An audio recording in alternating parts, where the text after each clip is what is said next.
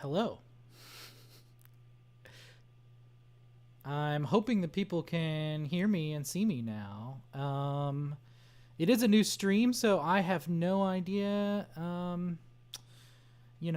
If people caught the new link, I don't even know. It says test stream for some reason. I tried to change it, and it wouldn't let me change it. I don't know.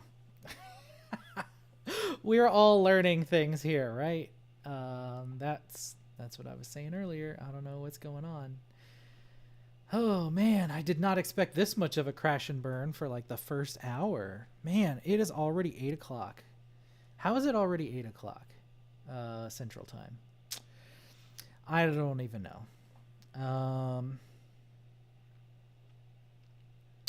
So I am way behind schedule now, I guess. So okay.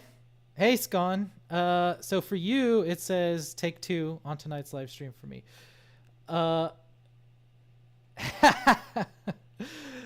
This was my first month. Yes. Look, it's been an adventure. Okay, so but you're also watching it on Twitch. Twitch is way more reliable than all of the others, and so YouTube and Facebook are the ones that are really being jerks right now and being a pain in the butt to get working. So as far as I can tell, I am streaming to both Facebook and YouTube. Wait until you stream for an hour and a half with your mic muted. Yeah, I already started the show with my mic muted, so we were already off to a great start tonight. I did this how many other times, like leading up to tonight. I did like 5 different test streams leading up to tonight, and then of course the big night is when everything goes wrong. Facebook and everything. Snoop Dogg had 3 streams in a row where he never unmuted his mic. Oh my god, that's amazing. That's hysterical. All right, well, as long as I know that I got people watching on Twitch and Facebook, presumably other people will find this and can join us for the fun. So, all right. Oh, I said I was an hour into this. I'm only a half hour into it. I started at 7:30. I don't know how to tell time. I'm just losing my mind. I've been a little distracted because of all of the issues that I've been having. But okay, so for those of you who tuned in for some of the previous test streams and stuff, you're going to know what I'm talking about here. But so I have the Terra deck. I'm using the Terra deck again tonight. I am using both of the modems. I originally did not want to use the modems, but once people started saying that everything was being choppy, I wanted to activate the modems, but apparently you can't change your networking configuration while you're in the middle of streaming, which I guess sort of makes sense, but it was a little frustrating. Oh, 1 second.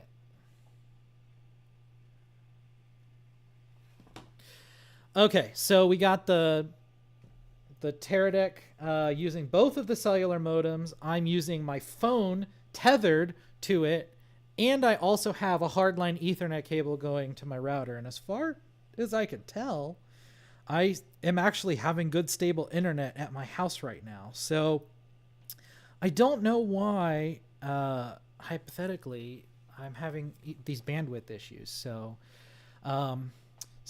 for you, Scon, I tried. The first stream was 1080, and that's when people were complaining, even with all of the bandwidth that I threw at this. So I think we're gonna just have to stick with 720 for now, because that's the only thing that I can get to work in a stable fashion. With the current setup, I'll have to do some more experimenting and maybe some other test streams on another day, but we're going to stick with 720 for tonight. and maybe for the future streams for this series where I do the Thursday night chats. What is my up down? This is a good question. So at my house, okay, so it's definitely not as clear and the sound isn't as clear. I didn't change the sound settings, so that's odd, but okay. Yeah, 720 might make the most sense. So, especially if you're doing anything else on the network. Well, I mean, okay, so we're back to the saga of the internet connectivity, which I was talking about on a previous stream, a test stream. So for those of you just joining us for this adventure, I've had a lot of issues with my internet at my house. First of all, the people across the street from my house have AT&T fiber. AT&T will not run a fiber line across the street to my house. And so I cannot get fiber at my house unless I pay for a dedicated fiber line, which I did talk to them about, and I did investigate it. Oh, it's a little peaky. That's interesting. No, I was hearing something that sounded a little crackly earlier, but I thought that was maybe just my IEMs. That's odd. What? Let's see. So it only looks like I'm at midway on the ATEM. Am I? Let's see. I don't know. I'm gonna keep going, I guess, for now. And I haven't changed the position of the microphone since before either. So this is all very interesting. This is good to get this feedback. I'm glad we're all figuring this out now. Instead of, like if I started getting a paying gig and and everything died on me. So all right. So yeah, so I can't get fiber. So I'm stuck with Comcast. I just have Comcast Business. I have a Comcast Business account because I have a static IP, and I have 100 down, 15 up connection. And I pay more for that connection than all of my friends who live in town who have fiber. And it frustrates me to no end that you can get symmetric 1 gigabit for cheaper than I can get 115 out here in the sticks. And so and I say the sticks, sort of as a joke, because they have fiber across the street. I don't understand. AT&T, what is your deal? I want to give you my money, but I'm not going to give you my money for a dedicated internet line, because I did look into that, and it was,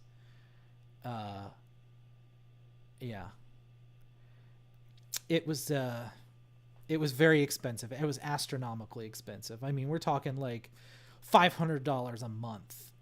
So, I mean, that really is intended for people who are, doing enterprise level networking. Like if you're an IT business or something, and you can afford that sort of thing. But for a small business, especially one that doesn't currently have any paying customers, that's just not a feasible option. And so I'm just paying for my cable, where I'm getting 15 up. And of that, whenever I do speed test, it says that I can only ever eke out 5. I think part of that is because I run so much stuff at my house. I do have I'm sorry. I just realized you're still looking at my overhead setup.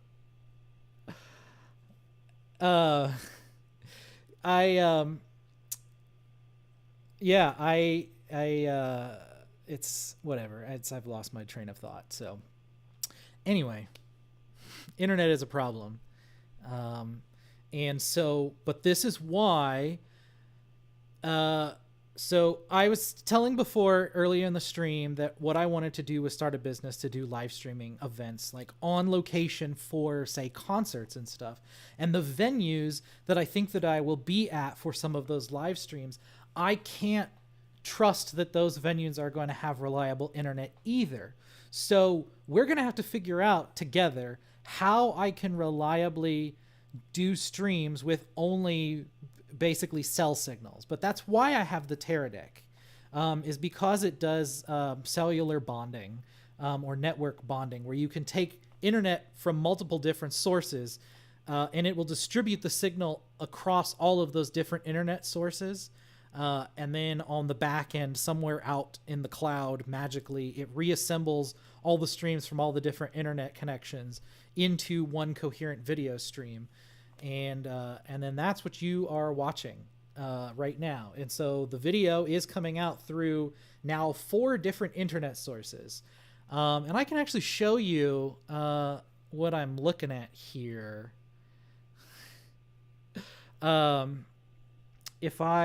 What is this? The right desktop? Okay, so I'll show the right desktop here. Oh, of course, my picture-in-picture is right where I wanted to look. I'm just going to take my face away. So I have here this dashboard using a website called Dashmaster2K. It allows you to set up a bunch of different panels. I am not saying Tarot deck. I am saying Terra, T-E-R-A deck, D-E-K. But anyway, so it allows you to set up a bunch of different panels that can all have different like internet, like their own little like iframes, internet boxes, if you will. So I have a bunch of different web pages. So like there's the pages for controlling the graphics and whatnot. But I have over here this little panel that's showing me a preview of what's being processed at the server when it receives the signals from the Teradek. And then this is showing me a graph of all of the different internet sources. And in fact, I can see where my bit rate is bottoming out for some reason, which is really interesting. So I don't even know if you're hearing what I'm saying right now. Why did this just suddenly drop? I don't know. But yeah, so you can see I've got a bunch of different sources here. It's probably going to be nearly impossible to read, especially since it's 1080p being downscaled to 720p. But I have I have my wired internet. I have the 2 cellular modems, and then I also have my cell phone that is tethered to this. And so all of those sources combined are giving me the signal that I am broadcasting currently. So because I suspected that this would be an issue, that's why I put this little panel on my dash so I can watch the graphs through the stream and see what's going on. But what's interesting is it all looked okay to me on these plots when people were complaining about bad signal. Yeah, sounds like everyone can hear me and see me, and yeah, so great. Well, it's an adventure. So I think that it's literally because of the compression algorithm that I'm using for sending this out to the server. I think it's actually because this video, where right now I'm showing a screenshot of my desktop, is a much simpler video signal than the more complex thing of like looking at my face. And so, now that you're looking at my face, I will bet that all of a sudden the bandwidth is the bit rate is gonna shoot up again, because this video signal is much more complex. So what software? Yeah, hold on. So half the time bad signal is on their end, not yours. Half the time, but given that it was multiple people were reporting this on both Facebook and YouTube, I think it was a stream issue. So it's something that I'm gonna have to look into and see what's happening. But what software is popping up our comments so fancy? So I am using a software called H2R Graphics. Well, it's a couple different things all stacked together. So I'm using a software called H2R Graphics. H2R is Here to Record. It's a YouTube channel run by a guy named John Barker who does his channel is focused on how to do live streaming, and so he has a ton of content on like hardware reviews, how to use software, what's the best ways to set up your live streaming setup and everything like that. And so he has his own software for doing graphics called H2R Graphics.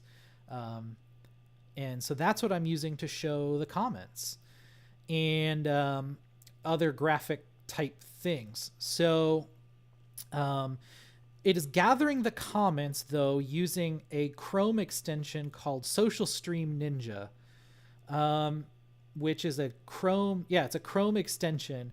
And if you pop out the chat from all of your different streaming outlets, so like when I started the chat or started the stream, I had to go into Facebook and pop out the chat. I had to go into Twitch and pop out the chat. I had to go to YouTube and pop out the chat. And it was good to go to each of those sites and see the video coming through as well. So it was a good sanity check that it actually was pushing out everything. But it's kind of annoying to have to go to each of those websites, pop out the chat. And then it's also like now I've got a bunch of different, I had a bunch of different, Twitch and Facebook are both within the same window, but YouTube, it has to be a separate window because YouTube is a princess, I guess. So once you pop out those chats into a separate window, then the Chrome extension detects that it is one of these stream websites and that it's a chat window somehow using magic from code and internet and the things, the magical people in the box, and then it takes those comments and it copies them into the H2R software. It pushes them to an input stream into H2R, and then I can click on them, and it pops up, and it's pretty cool. And I can also do, I've got this like test pattern thing. I got my name animated all fancy. I've got credits that will show at the end and stuff. So I also, one of the features in here is this cool map. Oh, it's it's not showing for you. Oh, that's so funny. It shows for me. Well, all right. That's going to have to be another day that I show it. But it's like a Google map that if you put in the comments like a city and state or something, it will put a pin on the map. So if you add a comment that says like, oh, I'm watching from Nebraska or whatever, then it would like put a pin on the map from Nebraska. But apparently, oh wait, there we go. Hey, it's working now. So if you were to add a comment saying where you were watching the stream from, or if you just wanted to randomly call out Poughkeepsie, New York or something like that, you could do that and it would add a pin to this map. So yeah, if you want to appear on the map, mention your city, state, and or country in a comment and I will make it pop up on the screen. But for now, we'll come back to my face because that's what you're all here to see, right? And is my face.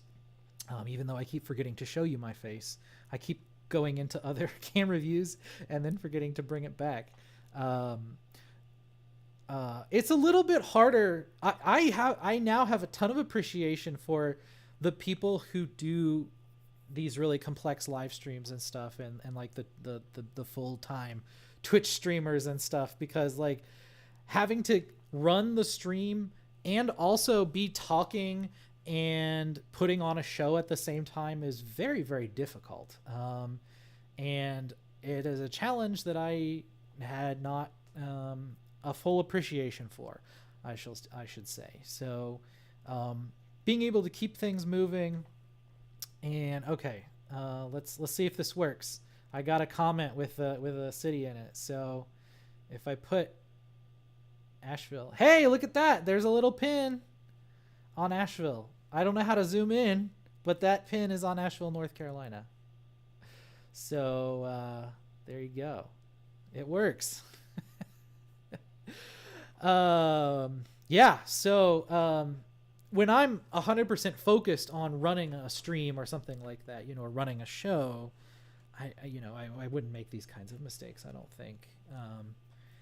But while I'm being distracted trying to like watch the stream and or like watch the comments and like watch the graphs from the and then also like trying to keep looking at the camera, and then I've got notes over here of things that I'm like, oh well, these are things that I maybe want to talk about tonight and stuff like that. It's a lot to keep track of. So yeah.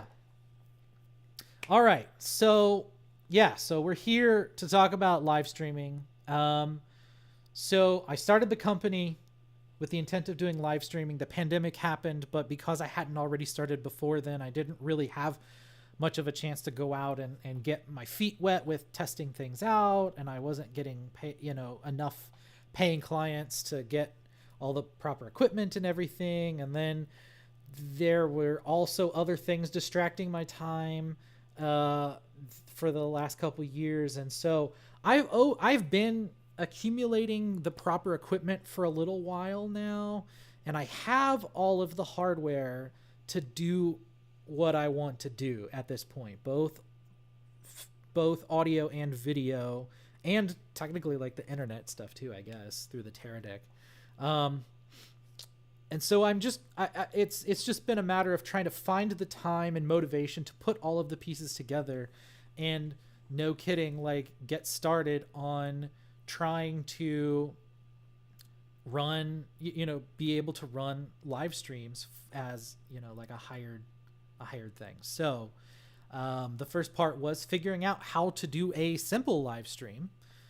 So like just doing your basic, Twitch stream or whatever, just like anybody else does, which is where we are right now. So just trying to figure out how do I set it up. So, because I think the very first one, it was before I had all of this equipment in place. And so I did like a test stream where it was just like me and my webcam with OBS and getting all of those things talking to each other. And I got it to put out a picture on Twitch, and I was like, great, I did the thing. So I did that. But then the next part was figuring out, okay, well, now how do I do one step further than, somebody with basically just their cell phone and click live on Facebook or something like that. And so that's getting into, I'm essentially bootstrapping my way up to a full professional live stream. So by the time that we're at the end of this series, I think the goal is, of course, that I will be running a live stream using my full up rack with the full professional setup, and I will have chronicled my way all the way up to doing that. So where we are right now is I have graduated from OBS into using a more hardware-based setup now, because that's kind of the first step to being able to do a more professional live stream, where everything is hardware-based. There's a number of reasons that you don't want to run a professional live stream off of OBS, and there are some limitations in what OBS does, but there are definitely advantages to OBS. So there's like a real pro and con kind of thing here. But if I have a paying client who's against me a lot of money, even though I've already spent a lot of money, that's a different story. The goal is to try to figure out a way to do this in a more sophisticated, more reliable, more robust way, and have it look good. And so the way to do that is to use a lot of like professional like broadcast equipment, and then hooking all that stuff up into some device that can broadcast out onto the live stream. So that's what the Teradek is for. So the Teradek is a professional video hardware encoder that takes a video stream in either SDI or HDMI input. So I guess the other thing to mention here is, of course, that I think probably not everyone who's watching this is going to have is not going to have all the technical background. So SDI is a different kind of connection than HDMI. It's very similar more to like cable, like the cable that you use for cable TV. You can, technically speaking, actually use cable from a cable TV to transmit the signal, but it's not those kinds of cables are not designed to work with the SDI signal protocol or whatever, and so it's not, that's something you should only do in a pinch. But professional broadcast is all done for the most part using SDI connections instead of HDMI. HDMI is considered consumer grade, and so if you're doing professional, usually you're not going to be doing a lot with HDMI. But in the modern day, where a lot of things, it's so ubiquitous, you can't avoid HDMI either. So anyway, so I have an SDI signal coming out of my switcher, which is the ATEM SDI Pro ISO. And so it's a switcher that's a little tiny box that sits on my table here. I guess now would be a good time to switch back to the overhead view. So this is the ATEM SDI Pro ISO. So it's made by Blackmagic Design, which is an Australian company. And they, so all of these different buttons correspond to it has 4 different inputs. But all of the inputs on this model it's only SDI inputs and only SDI outputs. They have other models that are all HDMI inputs and all HDMI outputs and stuff like that. That's what a lot of the more higher end streamers are using these days, because a lot of higher end, like Twitch streamers, I should say, because they aren't necessarily doing all of this with broadcast equipment, with fancy cameras that have SDI outputs and stuff. And so, yeah, it's just easy to like get a simple camera with HDMI output and plug it into one of these things with the HDMI. So, so that's the switcher. So this is how you control the video signals. And it also has an audio mixer in it, technically speaking, if I wanted to mix audio sources coming from different cameras. In practice, no one ever wants to really use like the inbuilt audio inputs from a camera. Usually, like even on professional grade cameras, like that have dedicated microphone inputs where you can have a nice microphone plugged into it and stuff, like that is something that can happen. But if you're in a studio type environment, you're not going to be running all your audio through the cameras. So and for the setups that I'm wanting to do, if I am trying to do like concerts, where I might have instruments or singers and stuff on a stage, I'm gonna need way more inputs, because I will have way more microphones than I have cameras that I can just plug them all into cameras and things like that. So I do have an external mixer. Currently, I'm using it's the Zoom. Not the company that does video conferencing. I think they're Japanese. It's a Japanese company that manufactures recorders and audio. They originally made audio recorders and then have kind of branched out into other kind of audio equipment. But so it's a Zoom Live Track 8. So it has 8 channels on it. So I have plugged into this the outputs from my laptop, the audio output. I have a secondary output, audio output, where I have the Spotify output is coming in on a dedicated set of inputs here, so that I can mix the music separately from the rest of the audio, like from the desktop. And then I have my microphone, and I've also got an input here that's connected, that was connected to my phone before something like ate my cable, and I'm gonna have to replace that, where I can plug my phone into this, and you can have like call-in guests. So I could have for those of you who are familiar with Mark Rebier, I could have something like that, or maybe I'll put a number on the screen and be like, call this number, and then you can call, and like we can have like a chat line or something like that. I don't know. And so anyway, I could mix in the audio from the phone on this other channel. It also has sound effects. So I have the air horn. That's really the only sound effect I have programmed in right now, but I have other options. It's just always a go-to though. Everybody loves the air horn.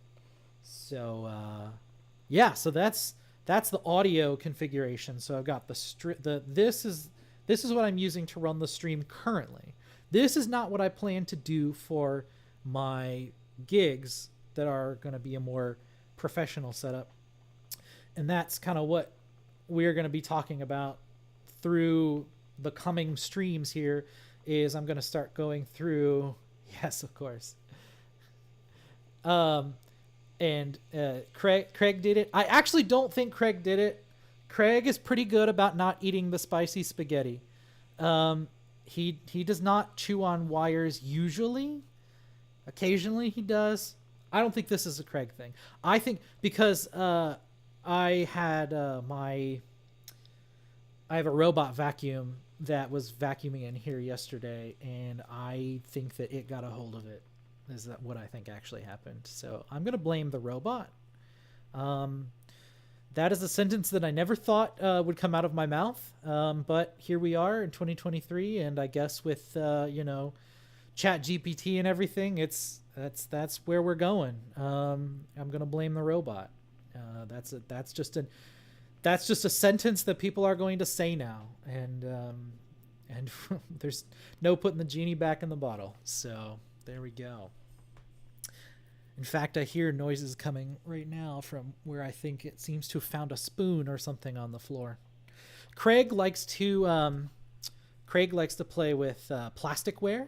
He is obsessed with plastic spoons, which I have a lot of plastic spoons in my house.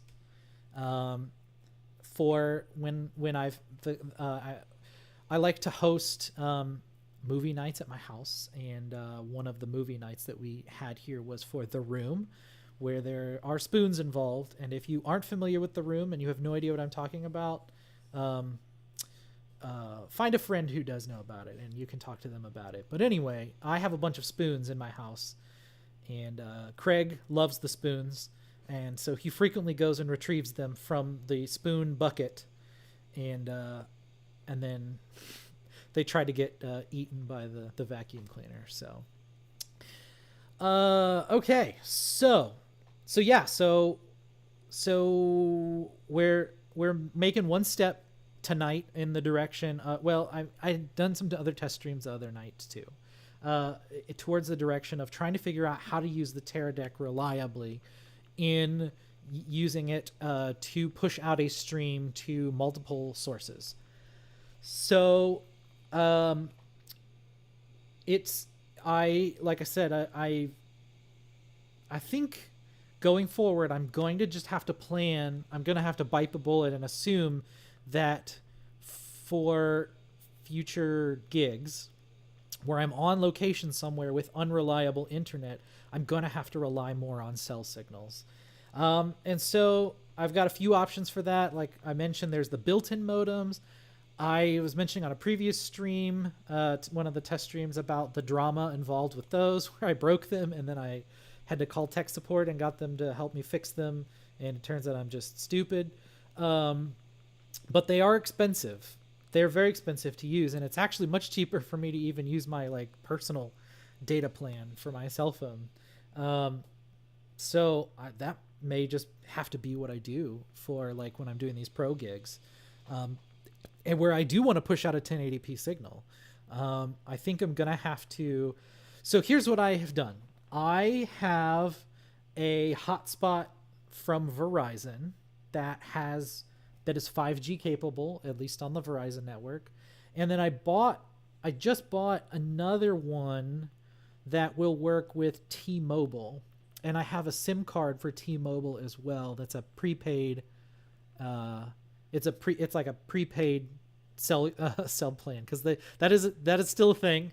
You still can get prepaid cell phones, and you can get prepaid SIM cards for hotspots. So that's what I have it for. And I had it for a different device originally that I'm no longer using. So I just have the SIM card. So I bought a dedicated 5G modem for T-Mobile that I am going to try using that in. And so maybe next week I'll try just using the two 5G modems, and splitting it between Verizon and T-Mobile, and see if I can get better throughput, because also the modems that I have that are attached to this thing now are older hardware, and they they struggle to do a 4G signal, but they can and do. Uh, so I'm wondering if having two 5G hotspots is going to help, and maybe we'll finally get a stable stream on 1080p, doing with the two 5G hotspots instead. I am not currently using the Verizon hotspot as part of the stream, because I have it set up right now as a backup internet source for my modem, or for my router, for all of the hardware, all the networking stuff on the table here. So I am streaming from my bedroom currently, which is on the opposite side of my house from the main router for the house. But I have so much equipment here that's all networked together. I have a dedicated switch and router here in this room just to connect up all of the devices for the stream. And so I have that router set up to it'll accept 3 different internet sources. It has the Ethernet connection to the home, the cable modem in my house, and I'm actually bypassing the router in the house, and I'm going straight to the cable modem actually with this connection. It's a different Ethernet cable. But then I also do have it connected to the Wi-Fi network in my house.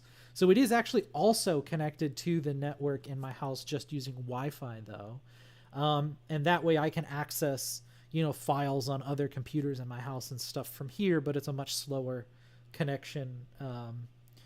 I didn't want to introduce any networking slowdowns or anything from having to be running through my house network and stuff. And so it's just going straight to the modem, the signal coming from the router here in my room, the dedicated router.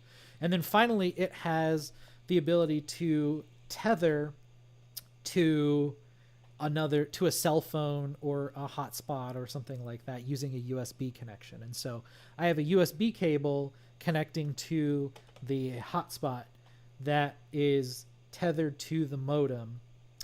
So, and what it will do is if it's prioritized to use the Ethernet, the Wi-Fi, and then the tether. And so if it detects that the connection goes down on one of those, or on one of the, it'll try to use the top one, the highest priority one. And if that one becomes unavailable for whatever reason, then it will down mode to using the next connection in the priority. And so, in practice, where I am in my house, if the Ethernet goes down, probably my Wi-Fi also isn't going to work. And then you would drop down to the third one, which is the option of having the tethering. But because I wanted to make sure that, even if I'm using only the cell signals from the modems, the cell modems on the side of the Teradek, and through tethering my phone also to the Teradek dedicated just to video, I wanted to be able to still get people's comments from Facebook and stuff like that, and have access to the general internet, because the Teradek does not share its internet connections with all of the other devices. It's greedy and it only uses those for video connectivity. So I wanted to make sure that in the event that my house internet goes down, that I can still see what's going on with Twitch, Facebook, and YouTube using the regular internet connection. So that's what I'm using this hotspot for right now. But I might just take the gamble and use this hotspot and the T-Mobile one and plug it into the sides of the Teradek where the modems are attached right now, because they're just connected using USB also. So I might try to connect those in place of the dedicated modems for the Teradek and use that to get 5G connection on the Teradek. Is kind of the general idea here for how this is all set up. So You have a video switcher that you use for controlling all of your video sources and being able to switch cameras, add graphics, and all that sort of stuff. And I'm doing that through the hardware, through the ATEM, which then outputs its signal using SDI into the Teradek, which splits out the video into all the different internet sources and then reassembles it. It's then I have it set to push that to Restream. And then, because it was actually cheaper to use Restream than it was to use the built-in service that comes with the Teradek to distribute to the different websites. So I have a paid Restream account also where and that's what's pushing out the data to Facebook, Twitch, and YouTube. So that gives me the means to plug in dedicated hardware and get it onto a live stream, all without relying on OBS. It's all hardware and nothing else in between. So I haven't seen any comments in a while. So hopefully I didn't either bore people to death, or I hope that I haven't like lost my stream. It looks okay on my dashboard. Yeah.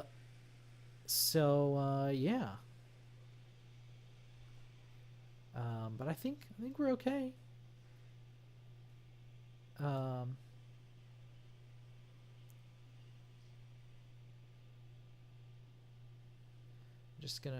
just refreshing on Restream. Okay. It is showing my face currently on Restream. So I guess we're still going. All right. So I mentioned, why did I start the company? I wanted to get into live streaming.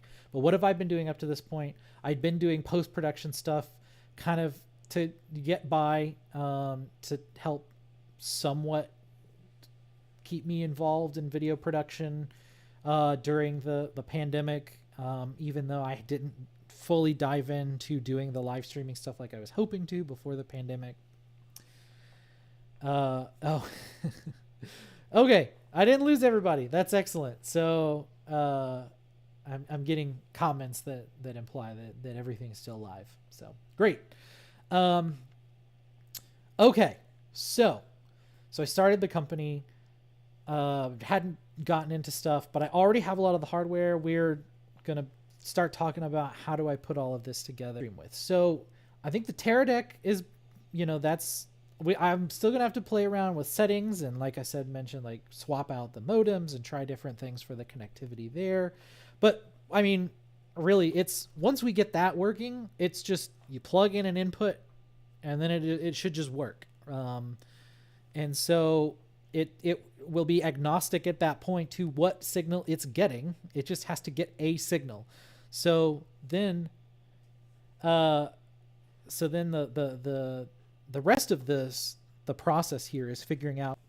So you can use smaller switchers, and that's definitely a very popular thing for people who are starting to do this, where they have switchers like the one that I have here, the SDI Pro or the ATEM Minis, or there's a couple other like dedicated boxes like YOLO Live box and stuff like that.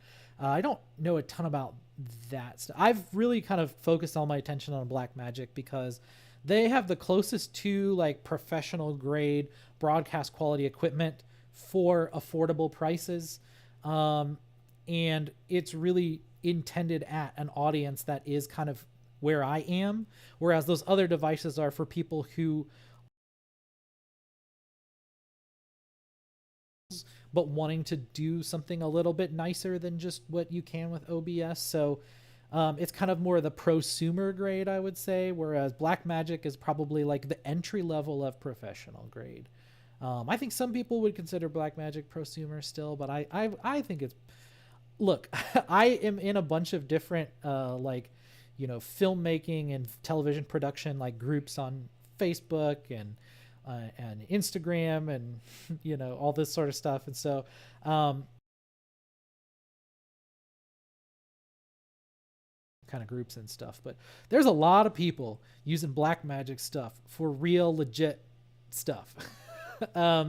So it's not anything to you know, to laugh at. It's serious. There is nicer, better stuff out there, but Blackmagic is kind of the way to go, and for something like this. Oh, Craig has joined me, and he's sitting here at my feet. You're not going to be able to see it though.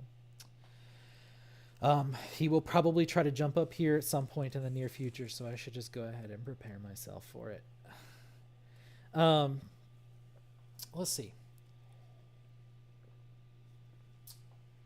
So we want to figure out what is the equipment that I'm going to plug in. So we got this. We got to figure out switchers. We got to figure out audio. And then some of the other stuff in between of what, how do I do graphics? Because like I said, right now I'm using OBS and H2R graphics and stuff like that, but those are not, I would not use those for something that's professional grade for a number of reasons that I'd kind of hinted at before, but they're not the most robust softwares out there. And there are limitations to what they can do. H2R graphics is great, and it's been great for helping, again, like me kind of bootstrap into, I'm already jumping in on the first stream here and having some kind of fancy graphics going on. That's pretty great. So that it's nice to have that to get started, but eventually I want to do nicer graphics with a lot more capability and flexibility. So we got to figure out how are we going to do graphics, how are we going to do audio, how are we going to do like the basic video switching, what are all my different cameras and their different connectivity. What if I'm doing something like a conference where I'm going to have somebody with a laptop that they want to plug in and show slides where I could have like the slides on the screen and then have their like picture in picture on the side. So I could do something like, oh, I did this wrong, but I hit the wrong button.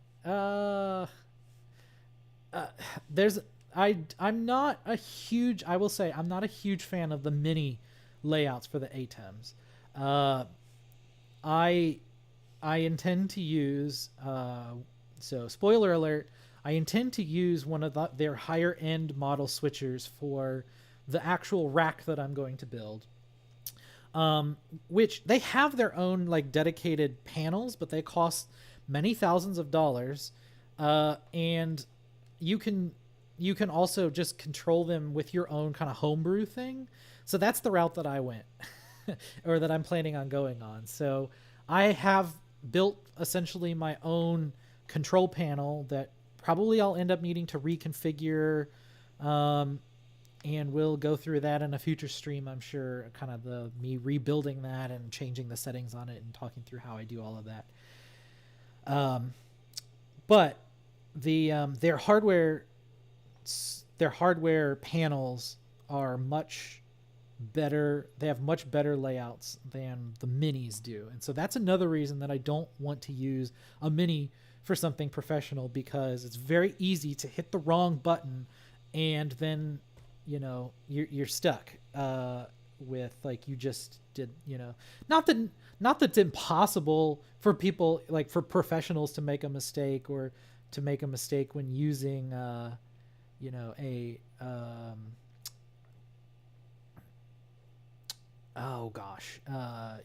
you're, no, that is, sorry, I'm clicking and trying to talk at the same time. Again, I said, this is very difficult to do and I don't know how anyone does it.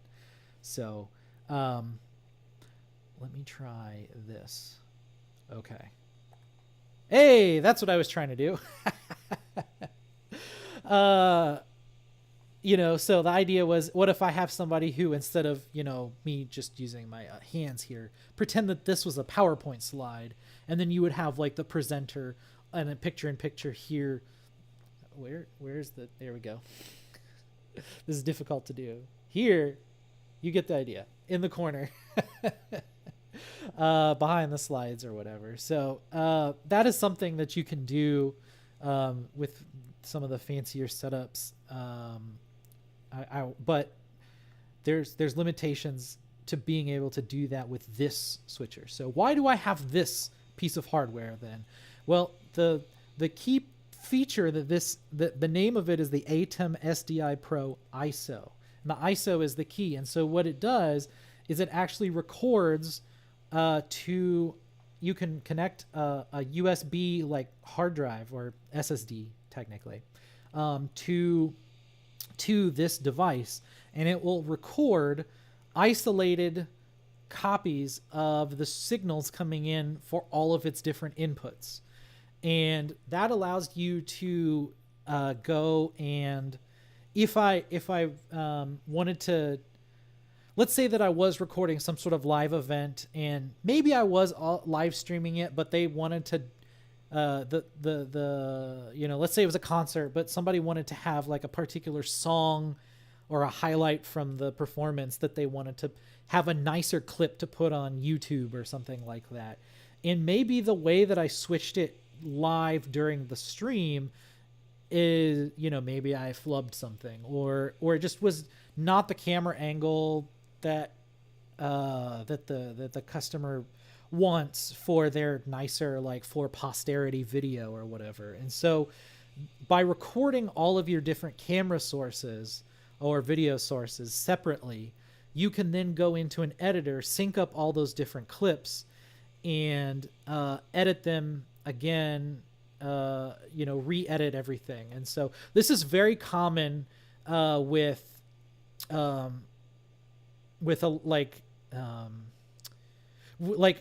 shows that are recorded in a live multicam setup. So like sitcoms or talk shows and things like that. So what they will do is, they'll run the whole show top to bottom in the studio, and then they'll do pickup shots, they call it, where they'll come back in and say like somebody they'll, as the video's going, as the show's going on, a producer will be watching the video and like making notes on, oh, well, this is something that probably we have to cut that out because maybe they said something, if it was like an interview in a talk show and somebody says something inappropriate and they want to cut it out or something, they'll be like, oh, well, we'll have to cut this out, but maybe we want to cover it up with some other clip or something like that. And so they can go back and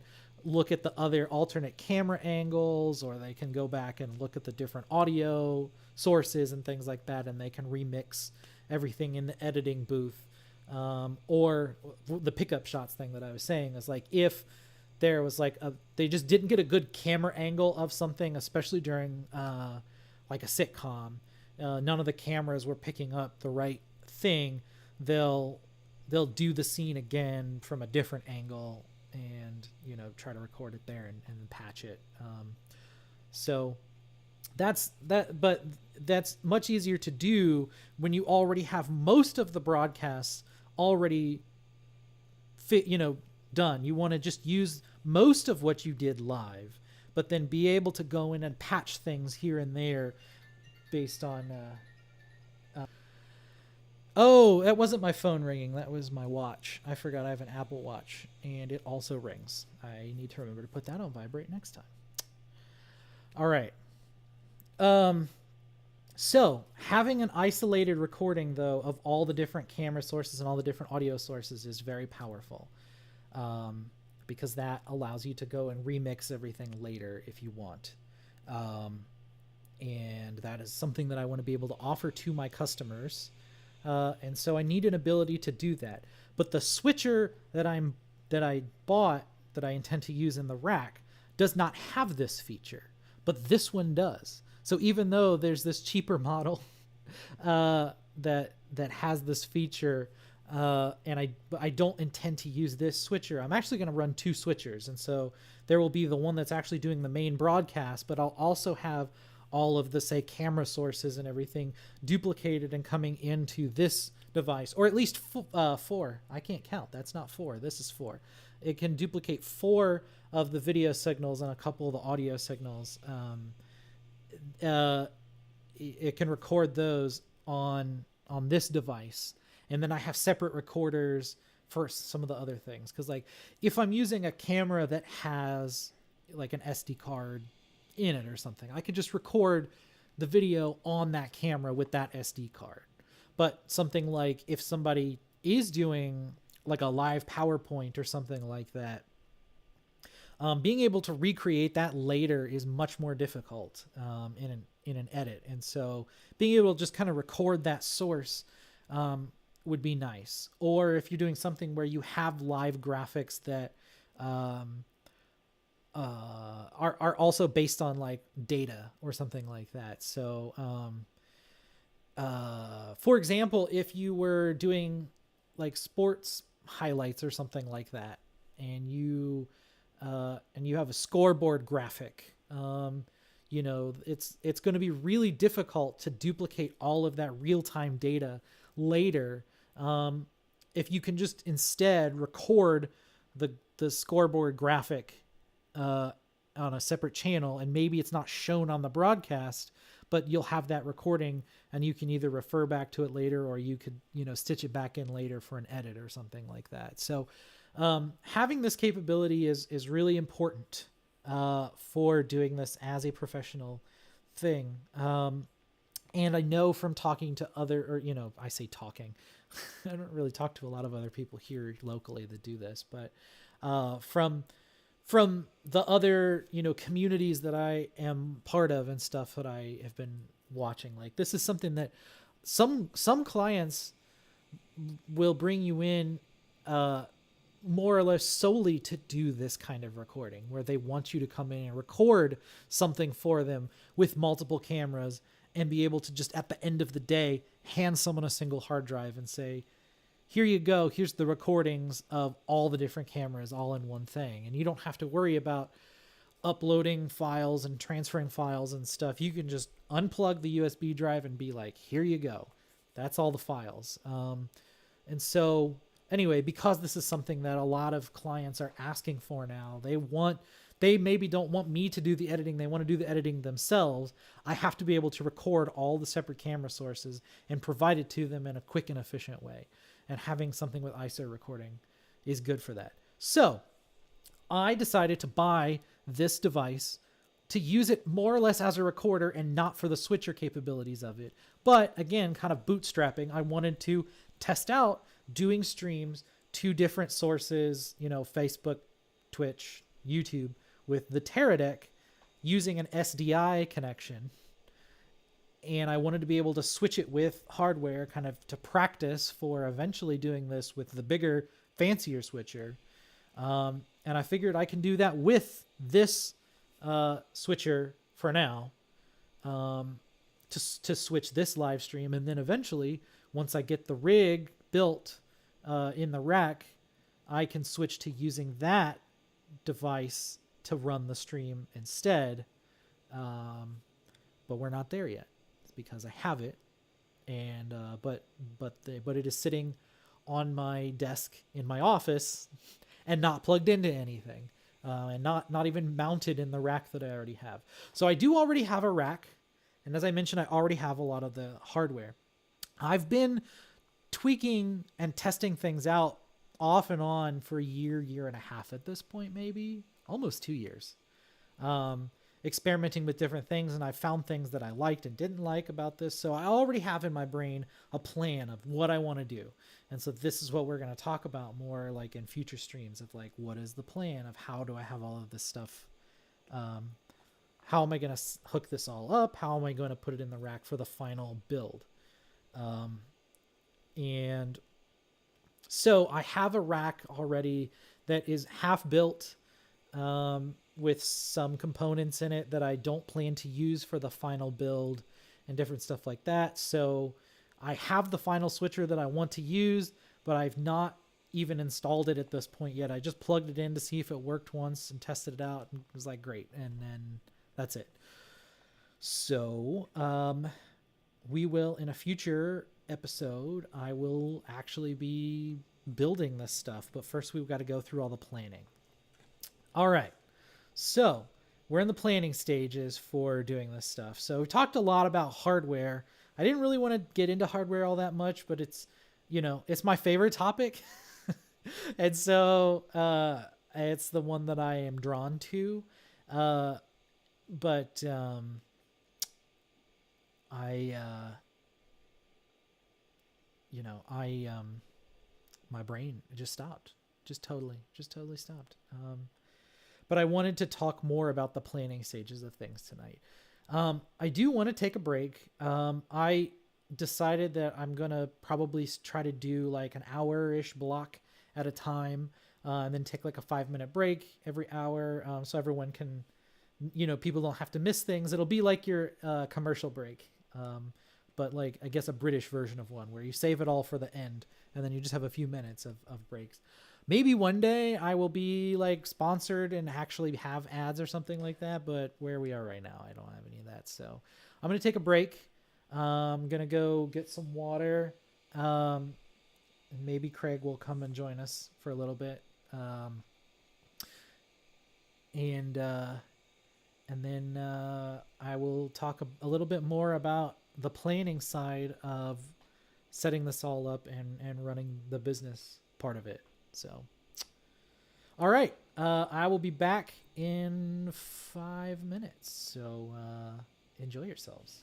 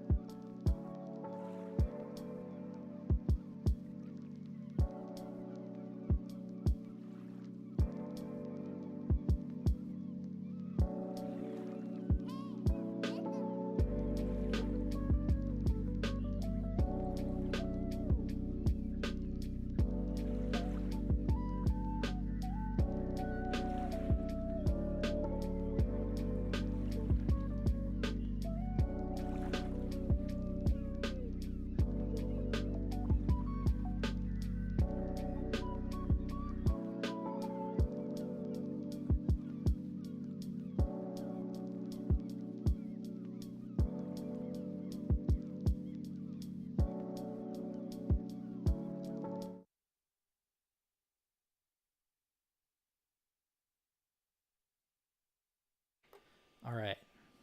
I did that in reverse order. Oops. All right, we're back.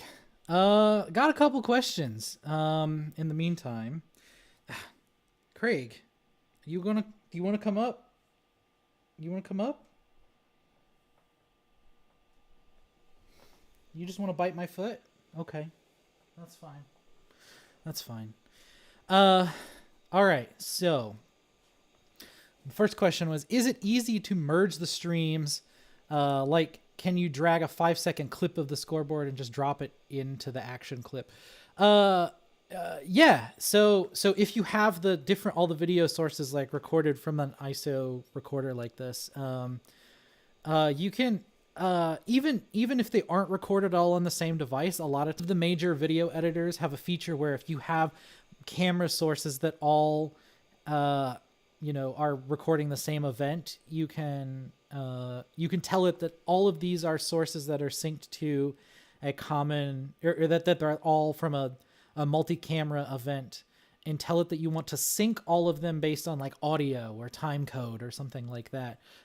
If you're using a bunch of different separate cameras that aren't connected with dedicated time code signals and stuff like you would in a professional gig, but just with like, consumer grade cameras and stuff, you can use the audio. So in that sense, that's where it's useful, I guess, to have the audio from each of the separate cameras, because then you can use the recording of the audio from the room as recorded by each of the cameras to use that to initially sync up all of the video. And then once you have everything set up in your editor with like all the different video sources as separate channels, then it's pretty easy to kind of click between them and drag and drop stuff and still maintain everything as time synchronous. Or if not, if you're wanting to just do like a highlight reel and you just want to do clips, that's still also pretty easy to do. So it's not terribly difficult, and you just kind of just drag and drop things more or less, and then you can just, but before you get to that point, you have to get everything synced up. When I was doing, so one of the things I did during the pandemic was I was doing production for like virtual choir and orchestras and stuff like that. And so for that, I would get at the most, I had one stream where we did one clip where we had 220 singers with 2 instrumentalists accompanying as well. And because it's during the pandemic, everyone recorded their audio separately at their house. But since they're all, not in the same room, you can't use that feature in the editor that I was mentioning before, where you can just say, oh, take all of the different camera recordings and sync up their audio. You can't just have it auto do that for you, because they're not all in the same room and all of their audio is so different that it can't do that automatically. So I had to go in and manually sync up all of those tracks. And it was excruciatingly painful. But something that I did, but it was also easy because once to this point of like, once you get as long as it's one continuous video clip, from each person, for example, like for the choir thing, all you have to do is get that track of the video on its own, synced up. And then after that, then it's easy to sort of, you can kind of clip things in and out. You just can't move anything. You don't want to drag it left or right, because once you do that, you're going to lose your sync. But all it's painful to forward, and then you can easily, cut things and then drag them up and down as needed to be able to like get the correct. Oh, I should have restarted my timer. To like restack the videos in a different order or something like that. You can do that, but anyway, so I think it's not terribly difficult, especially if you have something like this ISO recorder that, the way that this device works is it always puts it records everything, when it saves it to the file on the disk here, they all have the same time code, and all the files are basically already synced and stuff. And so this is even easier because you don't have to do that manual step that I was mentioning before of either manually dragging things or having to tell the software, well, go try to match up the audio, because the files that come out of this thing, everything's already synchronized for you. So you just drag and drop it onto tracks and just, set everything to 0, and then it's done. So that is pretty easy. And that's the power of having something like this as an ISO recorder. Okay. So the other question was how much money for a decent setup? Hundreds, thousands. So it depends. As I was kind of saying at the beginning, if you are just wanting to be just a general Twitch streamer, all you need is your webcam on your laptop and software like OBS. Even that is not required. A lot of services now... Ow! Gosh, Craig, your claws are so sharp. He is playing with my foot, and he just dug his claws right into the top of my foot. Anyway, so for something like that, there are some websites that will let you just you can do it in the browser. Restream itself it's restream.io is the service that I'm using to distribute the signal to all of the different websites.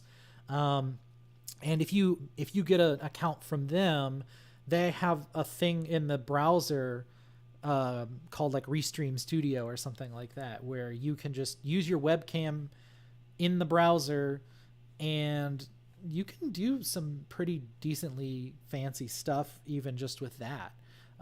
So especially post-pandemic, where live streaming really kind of took off even more than it was before. It was already really on the rise, but definitely after the pandemic, it became a big deal, and a lot of people wanted to get into live streaming. And so there's been a lot of great technologies and services and companies and stuff that offer a lot of really great services for just doing a home thing. So yeah, you just need a very basic setup. You need a good webcam. You don't even need a good webcam, but it's preferred that you have a good webcam, and a microphone, a good microphone. So not probably the built-in microphone in your laptop. Again, that technically in a pinch would work, but you probably want like a USB microphone or something like that. So, if you're just doing a simple home setup, you can download the OBS software, which is free software, free download from the internet. So you download OBS Studio, you can get like $100 Logitech C920 webcam. Which is kind of the de facto standard, I think, more or less, for a lot of people who are doing like Twitch streams and stuff like that. Those are like $100. I originally bought one for this stream, and then I ended up returning it because I wanted to just do the dedicated hardware setup in anyway with the SDI Pro. So I knew I was going to need something that wasn't just a USB webcam. So for my purposes, I had one for a hot second and then got rid of it. But yeah, so you can get that, and then getting a good USB microphone. I would say probably one of the better ones that you're going to get at this point. Like, there are people who swear by like the blue Snowball ones. Those aren't terrible. But I think if you really want to be serious, a good microphone would be like an entry-level one that isn't crap. Would be the Audio-Technica AT2020 USB. I do have one of those as well. I've not really got to use it a lot.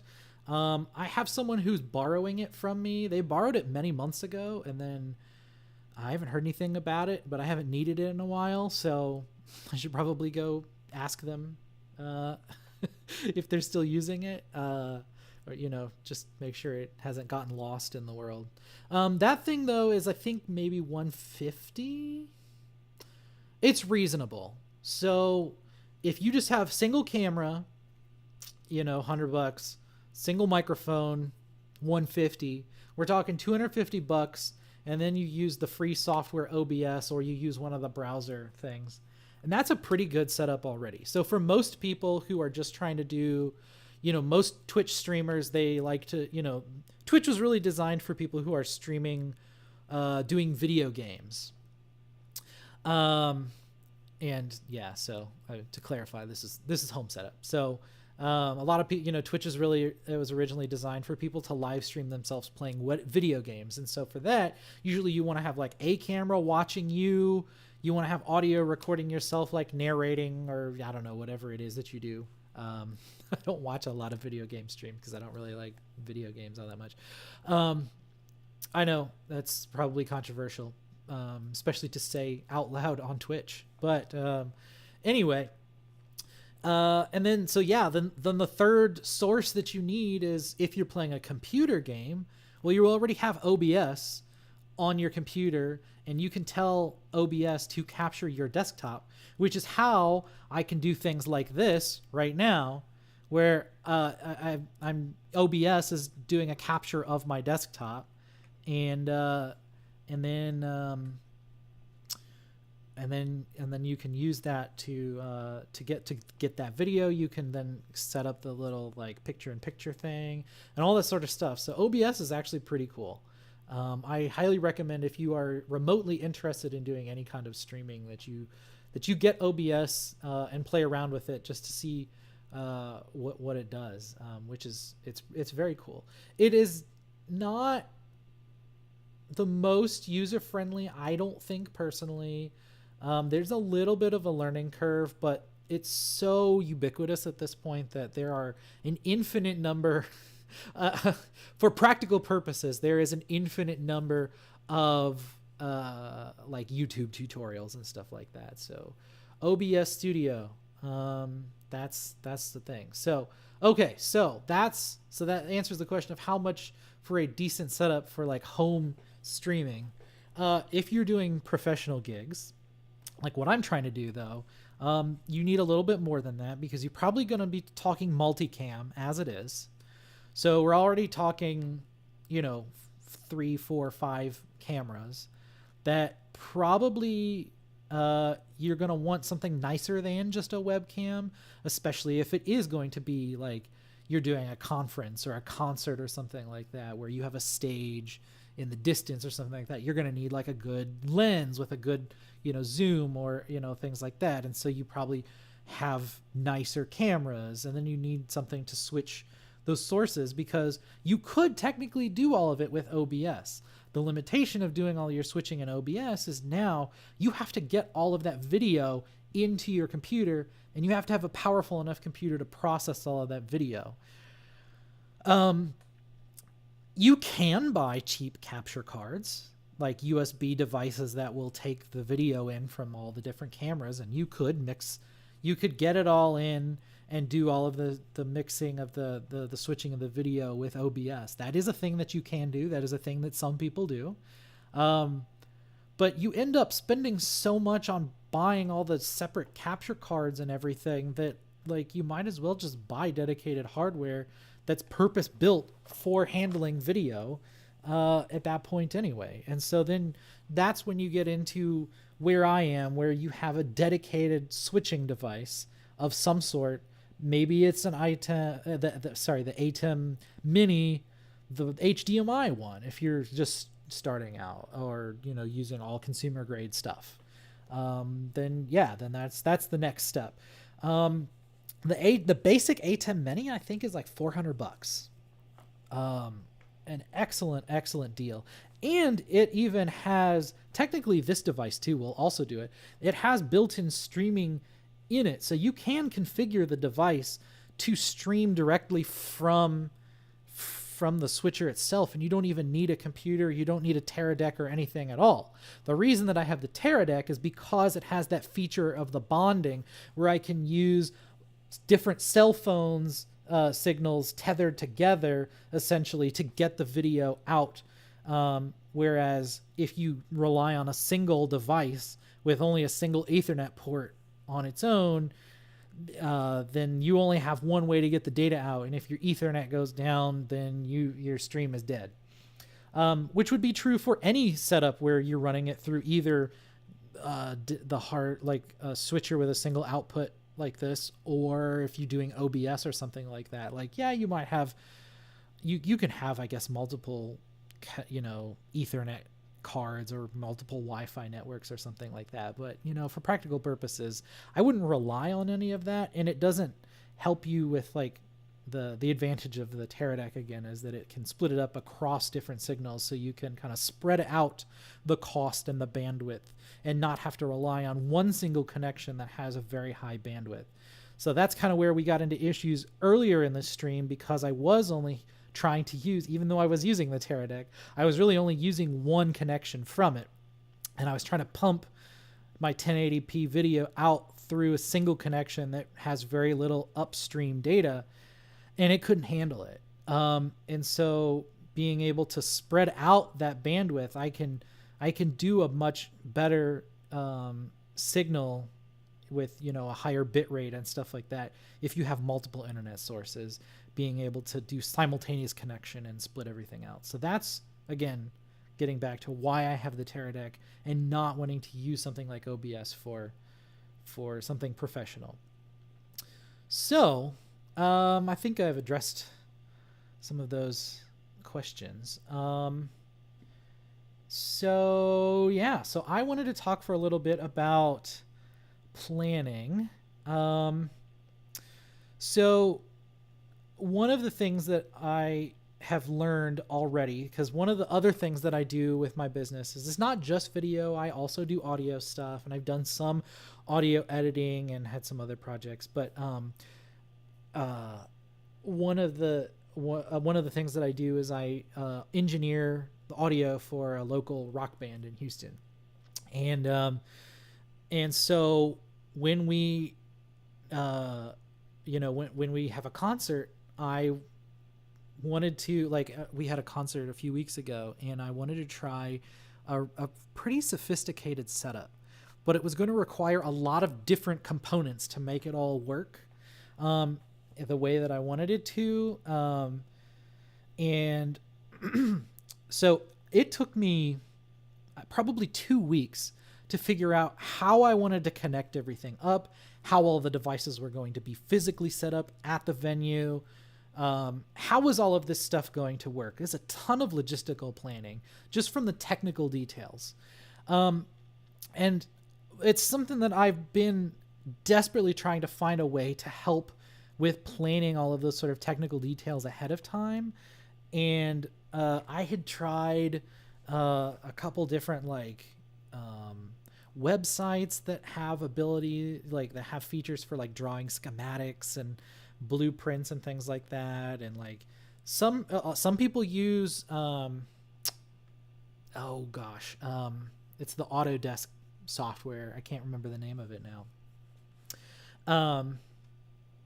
But people use professional grade CAD software a lot of times to do wiring diagrams, and I'm like, that just is such overkill for what you're trying to do here, and it's expensive. And I was like, there's got to be a better way to do this. And so I was looking for free options. I eventually found some code, like a Python set of Python scripts someone put together to help put together wiring diagrams, and I was using that for a little bit, but it was also very limiting, and I found myself having to do so much editing of the code.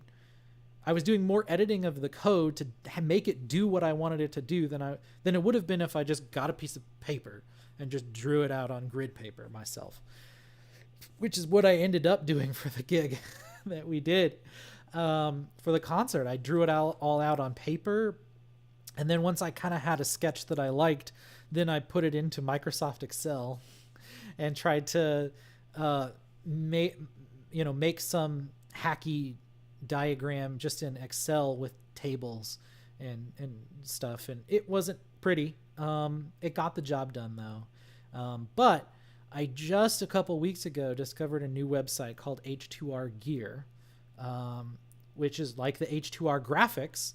Same guy, John Barker, and his Here to Record H2R. So H2Rgear.com has a service where you can put all of your devices in, and it will allow you to just easily click and drag between them. So you can have like here is a diagram that I made for the current setup that I have here for my streaming, at my house right now. So this is not the rig that I want to do as a professional rig. But this is just, I was just kind of doing this, playing around to test out the website and the software and everything, but it's actually really, really cool. Now, what I didn't do was clean up any of the wires here. So it's really messy, and there's like, you can kind of see here, there's like a green wire here that's kind of just running in the background behind this device. So it's like, is this connected to this device? Or is it just going behind it? Like, it's not very clean. It does have the ability for you to add a pin to these wires. So then you can like, you can do some sort of manual manipulation of this. So, but it's very simple. It's very easy to do that, right? Like, and also just prototyping this was super easy. The hardest part was getting all of my devices entered in here and having all the correct inputs and outputs for everything. So like you can see here is my switcher, the ATEM SDI Pro ISO. And so you can see there's the 4 video inputs. There's 2 microphone inputs. There's an Ethernet port for the control and its power. And then I have 2 outputs that come out of the device. So I can have this is the program output, and then this is or maybe it's vice versa. I think this one is going to my projector that I have in front of my face that I can see like the preview of what's happening here with the stream. And then this one is going into the Teradek. And then there's the USB port that I have plugged into the SSD. Nope. Hold on. There we go. Yeah. So there's the USB connection to my SSD that can do the ISO recording. And I am ISO recording this stream right now. So the bit earlier where like I was talking for a while where you were just looking at the overhead view, I could go back and edit it so that you would never see that, and it would actually be stitched together with my face talking to the camera the way that it should have been. But then I was distracted by all the other stuff going on. So I could go back and edit that, but I'm not going to. We're just, it is what it is. I'm more or less just doing this to kind of test things out, but this is super cool. And I wish that I had this because again, like if I just wanted to say, connect this channel 1 output here to something else, I can do that. By just kind of click on this and then drag it to the thing that I want to connect it to. But here's the cool thing is because this was built by somebody who does video, audio production, stuff. It's already like there. It's kind of configured for connections that are typical connections for professional video audio stuff. And so like, it knows, like you tell it when you're configuring the inputs and outputs here, like, oh, this has 2 outputs, SDI-A and SDI-B, but they are SDI connections. And so you can see before the parentheses here, it says SDI, and then in parentheses, it's the name of the output. So it's saying that this is only an SDI connection. And then this one is an HDMI connection. This one, it says jack. For them, jack, they're referring to like the 1/4-inch like headphone jack plugs. So that's the connection that you would have here. And so the idea of setting it up this way is if I were to say drag this this jack connection and try to connect it up here to the GoPro that I have as my overhead camera, and connect it to this HDMI port, it's going to yell at me and say connection failed.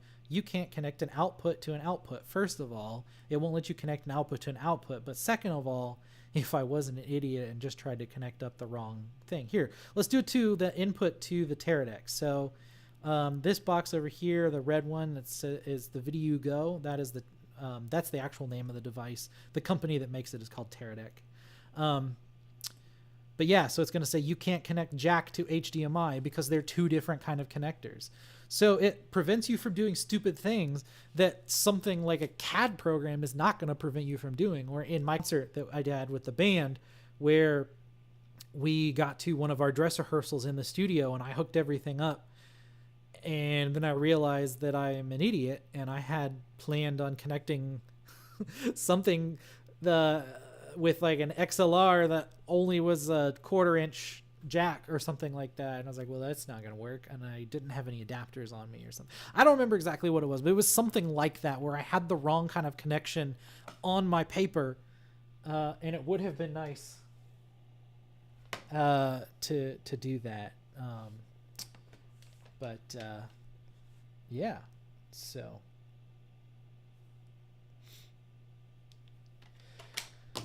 okay. So let's see. So yeah, this is really cool. And so I think what I'm going to do is next week when we can come back again next Thursday, because I'm starting to run out of time here, so I don't want to get started on this.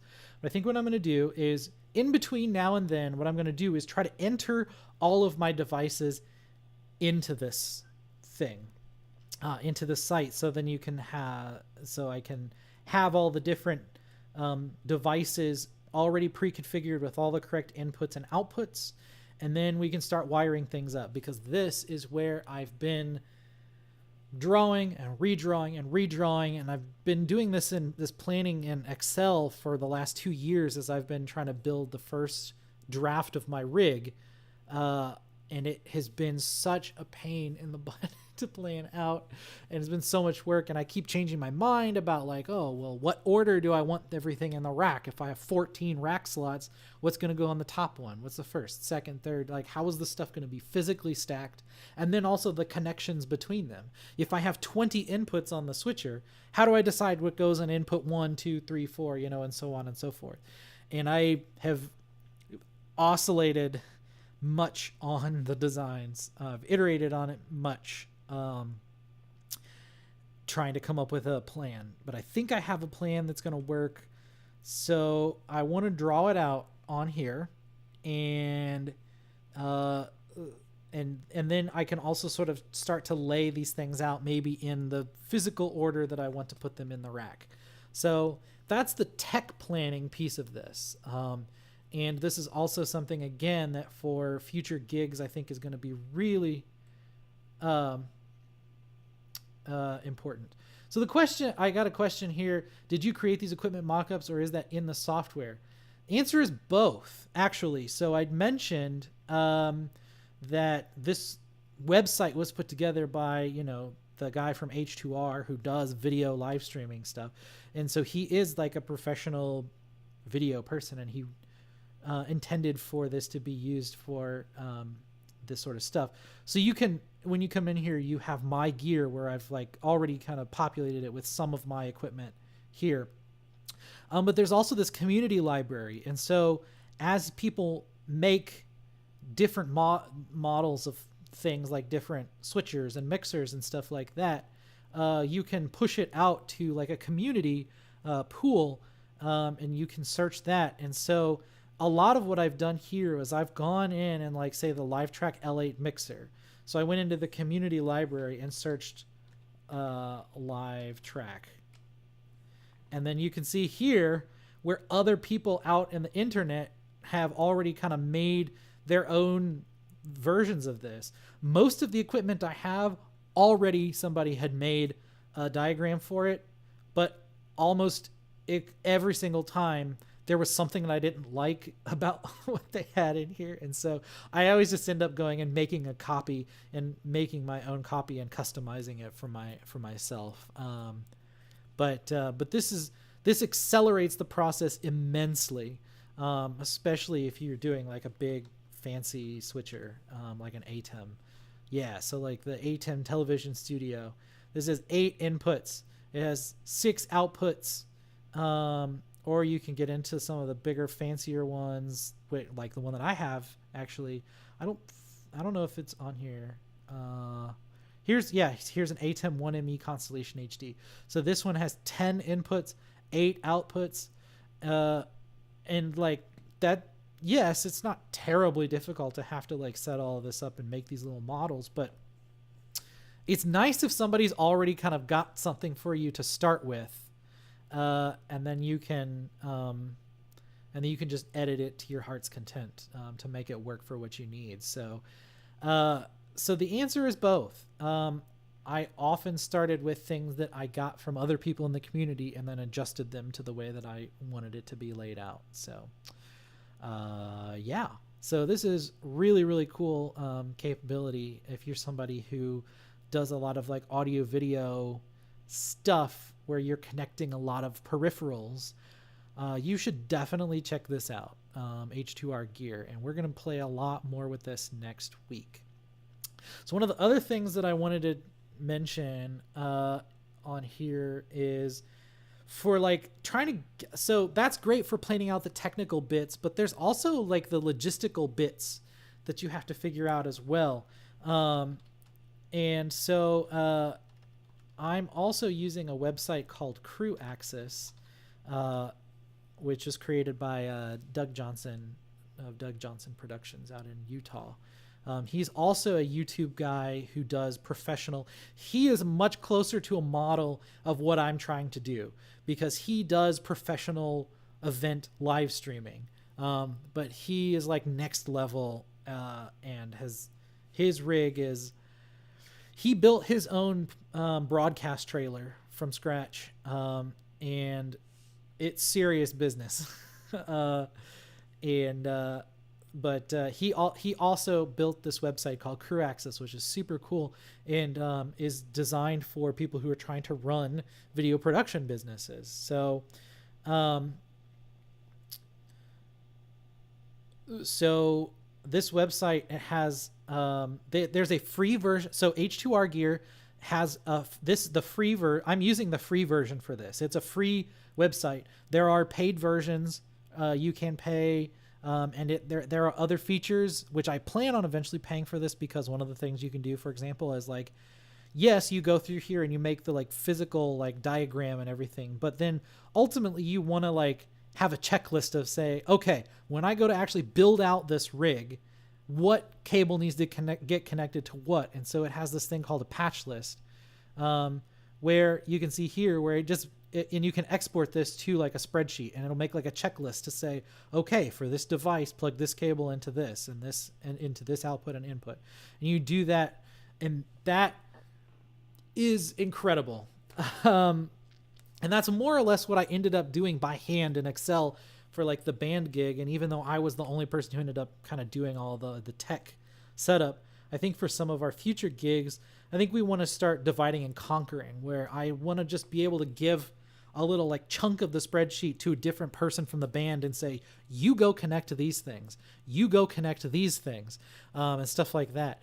And then that will help things go much faster. But if I have a plan ahead of time and can tell everyone this is exactly how everything needs to get connected, it'll go much more smoothly. And I love the feature that it automatically generates that based on this diagram. So I love this website. Okay, anyway, so but the patch list is not part of the free version. It's part of the paid version. There's a couple other features of the paid one. Like the free one, you can only do two diagrams for free. And so then you can archive one, but you can only have 2 active plans at a time. And the paid ones, you can have more plans than that. And so if you are somebody who is, if I become more of the professional live stream guy where I have like a different gig every weekend at a different venue with a different setup and everything, I'm going to want to have a bunch of different plans that I'm all working on in parallel. And probably more than 2 is what I would need to be thinking about. So that's another reason that I'd probably want to do the pay thing. So but for Crew Access though, from Doug Johnson's website, he also offers a free version of this as well. And this is really great. So it has it's set up where you can if you have a bunch of like employees that all work for you that that tend to be crew on your jobs, then you can list them in here and assign them to different events. But you can also have a pool of like contractors that you configure in here.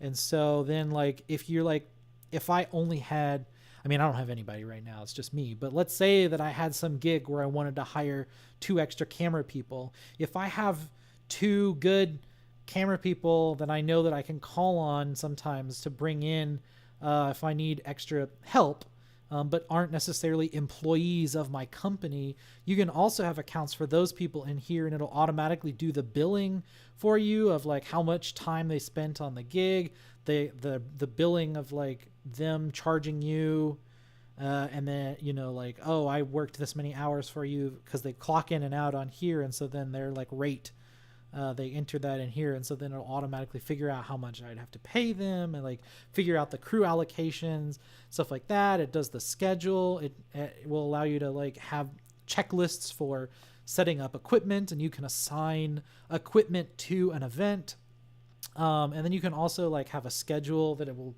push to your calendar, like on your phone and stuff like that. So it's a really, really cool service here. So like I have a sample event that I made for kind of test, while I was playing around with this to try to figure out what all I could do. So you can like create an event, and then have a description. You can put a map of like where the event is, and here's like all the dates and times of things. One of the things that it puts on here, which is cool if you're doing like outdoor stuff, it'll tell you, like, it automatically includes like the time of sunrise and set on that day. You can estimate how much time you need for setup, the start time of the event, end time, teardown hours. If you have crew members assigned on certain days, you can do that. You can say if you're going to provide meals, you can include that on here, and that'll be part of the budget for the event. So it also helps you with like the cost budgeting and stuff like that. So you can really sit down with a client and say, okay, what is it that you want? And they can say, oh, well, I want a thing with 3 cameras, and we want all this audio, and and then also it's going to be an all-day thing, and all this sort of stuff. And so then from that, you can work with them to say, okay, well, because you've added all this stuff on, you're going to have to budget for this much to pay this many people, or pay for meals for these people, or it's just really cool what it can do. But then you can also like attach files to the event. You can have links to like if you're doing a live stream, you can add links to the live stream here, so it'll share it with the client, or like with the other people, the crew members and stuff. They can all see it. It has a place here to keep track of where you are going to archive all of the video and audio after the event. There are different worksheets that will like walk through. You can go through with a client and say, okay, well, like, describe the room that this is going to be in. Like, how big is it? Will there be a live audience? Where's the equipment going to be set up? Here's all the details about the stream. If you're going to do a live stream of the event, how, are you going to use the amplifier in the venue, or do I need to bring my own amplifier and mixer and stuff like that? What about how many instruments, how many people are going to be talking, things like that. So it's already got all this stuff kind of pre-configured in like a checklist that you can go through with the client and say, like, these are all the inputs that I need. Then when you get to the day of, you can add a run sheet here that's like a call sheet. It tells you, distribute that to all of the crew, and it says like, here's who's doing what and how do you divide and conquer and stuff. Once you get crew assigned, they can actually like communicate with each other in a discussion page here. So like if people want a carpool or something, you could use this to coordinate that.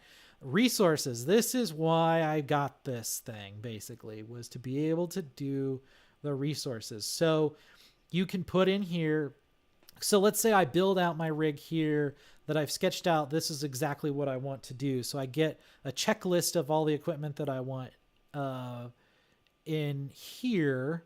But none of this is tied to anything physical. So like I can make 6 copies of the Terra deck.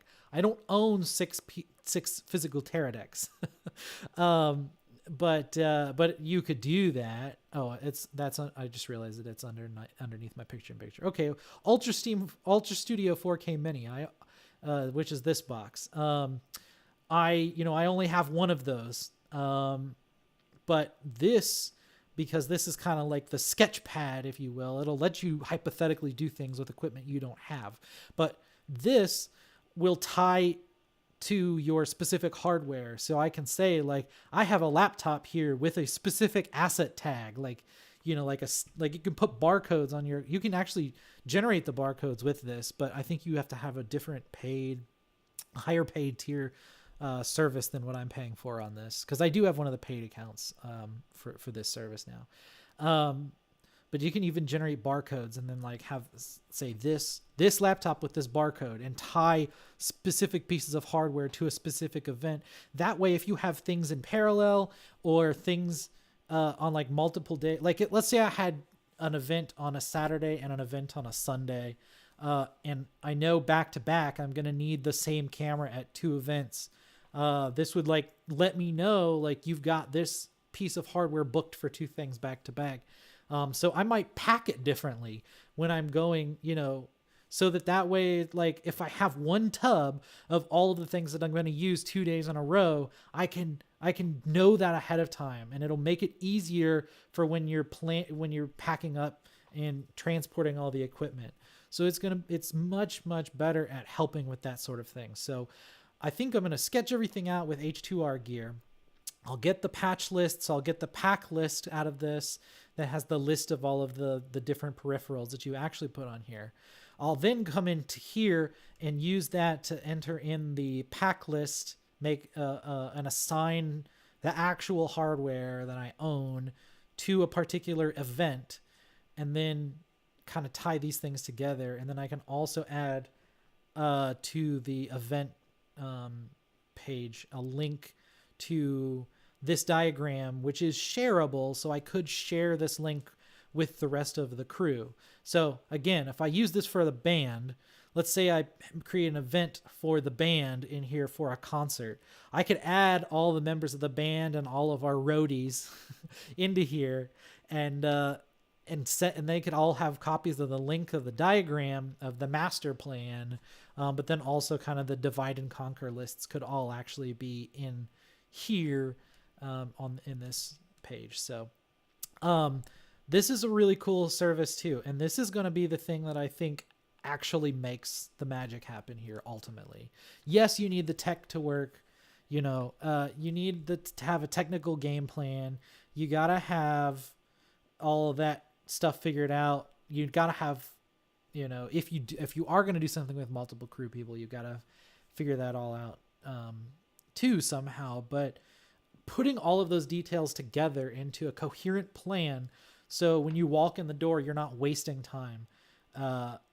That is critical. And one of the things that I'd been struggling with in trying to figure out how to assemble my rig was planning ahead for what kinds of venues do I need to consider that I might be in, that I'd have to design this rig to work in that environment and stuff like that. And so going through some like hypothetical events in here, I've kind of been able to help figure out these are the kinds of questions that I hadn't been thinking about, that somebody who's been doing this for a long time would know that these are the questions you need to ask.